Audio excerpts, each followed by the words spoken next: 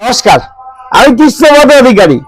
আমার ছোট্ট একটা ইউটিউব চ্যানেল আছে, channel don't care, Facebook page Krishnapada Adhikari নামে। আমি একজন সনাতনী। সনাতন নিয়ে যদি কেউ কোনো কথা বলে তার প্রতিবাদ জানিয়ে দেব এই ভিডিওর মধ্যে। আজকে খেলা হবে কার সঙ্গে, থাম্বনেলটা দেখে বুঝতে পেরেছেন, টক্কর হবে, খেলাও হবে। আমি আমার নামে নয়, সনাতন নামে যারা প্রতিবাদ করে তাদের প্রতি গর্জে উঠি, টক্কর হয়ে খেলা হবে। আইয়ে দেখতে মজা আয়েগা। মা কালী আমাদের পথে সেই তো এলি। এতদিন নরেন্দ্র মোদী বাংলায় যে কটা মিটিং করেছে প্রত্যেকটা জয় শ্রীরাম দিয়ে শুরু করেছে। এই প্রথম দেখছি জয় মা দুর্গা জয় মা কালী দিয়ে স্টার্ট করছেন, এবং জয় শ্রীরাম একবার বলেননি ঘটনাচক্রে। এটা একটা কিন্তু সিগনিফিকেন্ট বিষয়। তাহলে প্রেশারটা কোথা থেকে তৈরি হয়েছে এটা বোঝা যাচ্ছে। কোথাও প্রেশার নেই, প্রেশারটা আপনাদের দেখাবো ভিডিওর মধ্যে কতটা প্রেশারের মধ্যে আপনারা আছেন। দুর্গা শিবা ক্ষমা ধাত্রী সাহা সধা নমস্তুতে মধুকৈটব বিদ্রা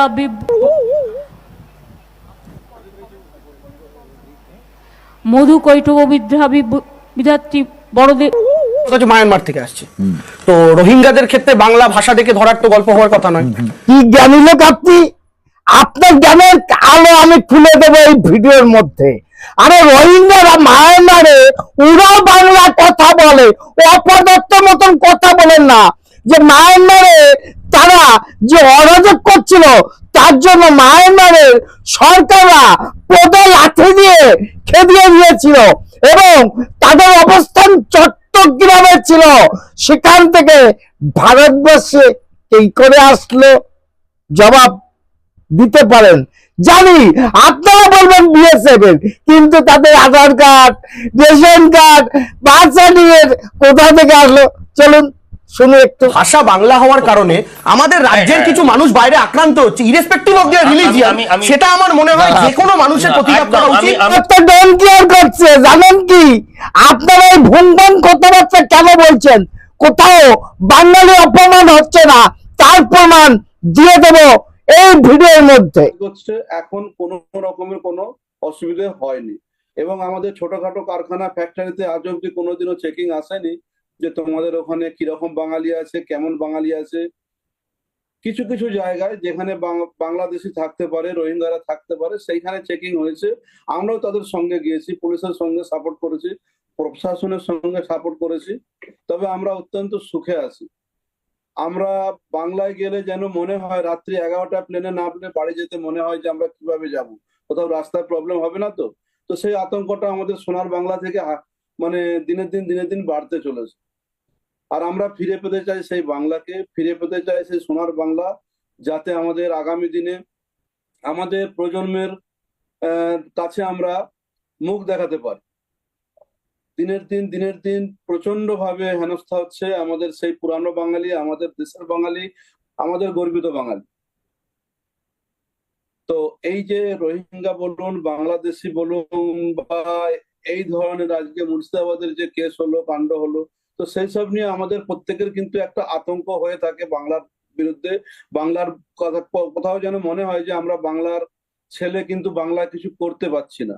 তার জন্যই বদল চাই, বাংলা একটা নতুন বাংলা দেখতে চায়। ধন্যবাদ। বেশ, বাসুদেব বাবু আপনি আমাদের সঙ্গে থাকুন। কালিদাস বাবু এই মুহূর্তে রয়েছেন। কালিদাস বাবু, বাসুদেব বাবু যে কথাগুলো বলছিলেন সুরাত থেকে, এটা কি ঠিক না? রাজনীতিবিদরা যেটা বলছেন সেটা ঠিক না? না, এটা আমি গতকালও এই কথা বলেছি যে রাজনীতির জায়গায় এটাকে নিয়ে রাজনীতি করা হচ্ছে, যে ভাষাগত কারণে বাঙালিদের হ্যারাস হতে হচ্ছে। আমি দায়িত্ব নিয়ে বলছি, আমাদের ইন্ডাস্ট্রিতে, শুধু বম্বের কথা আমি বলছি না, মানে পুনা, সাতারা, সাংলি, আকোলা, নাগপুর, মোটামুটি ভাবে আমি এদের সবার সঙ্গেই যোগাযোগ রেখে চলি। তো কোথাও ভাষাগত কারণে আমাদের এইভাবে কোথাও হ্যারাস হতে হচ্ছে না।